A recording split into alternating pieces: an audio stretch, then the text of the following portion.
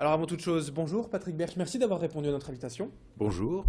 Je le disais donc, vous êtes le nouveau directeur général de l'Institut Pasteur de Lille. Vous prendrez vos fonctions, alors techniquement, le 1er juillet prochain. Pour l'instant, vous êtes directeur scientifique. Expliquez-nous un petit peu en 2 mots votre parcours. Vous venez d'où? De la région d'ailleurs, je crois. Alors je suis originaire, j'ai vécu 14 ans à Béthune, où je suis né. Et après, j'ai suivi mes parents à Paris et j'ai fait mes études à Paris et fait l'ensemble de ma carrière à Paris. Je suis actuellement doyen de la faculté Paris-Descartes, qui est une faculté qui englobe des hôpitaux comme Necker, Cochin, Georges Pompidou. C'est une très grosse faculté parisienne. Alors vous êtes professeur spécialisé notamment en microbiologie.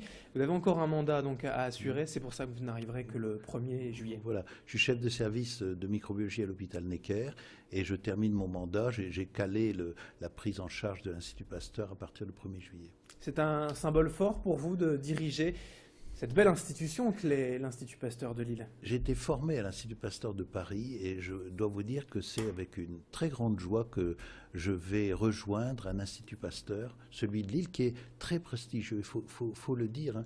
La vision de l'extérieur de l'Institut Pasteur est excellente. Il y a une image à la fois excellente, c'est-à-dire que la population a une très bonne image de cet institut, mais à l'extérieur, cet institut représente une image considérable et je trouve que c'est vraiment enthousiasmant pour prendre la tête de cette institution.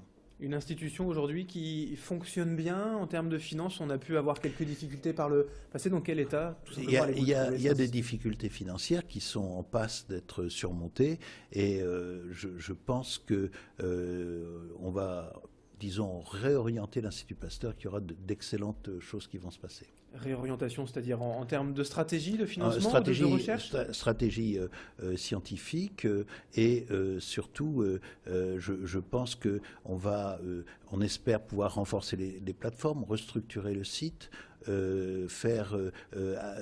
attirer des jeunes chercheurs aussi. Et c'est ça l'avenir de l'Institut Pasteur.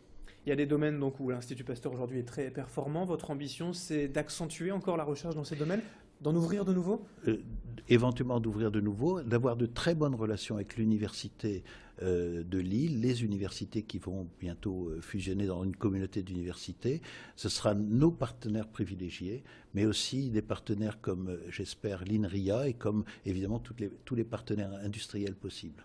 L'ambition, c'est de maintenir en fait cet Institut Pasteur de Lille. Il a toujours vocation à exister. On n'a pas obligé d'être à Paris, dans les grandes capitales, pour faire de la recherche. Plus que jamais, il a d'abord sa cohérence, parce que le projet scientifique actuel est excellent. Nous avons des groupes très connus internationalement, de très grande qualité, notamment sur le vieillissement, sur le diabète, sur la microbiologie et sur la parasitologie notamment.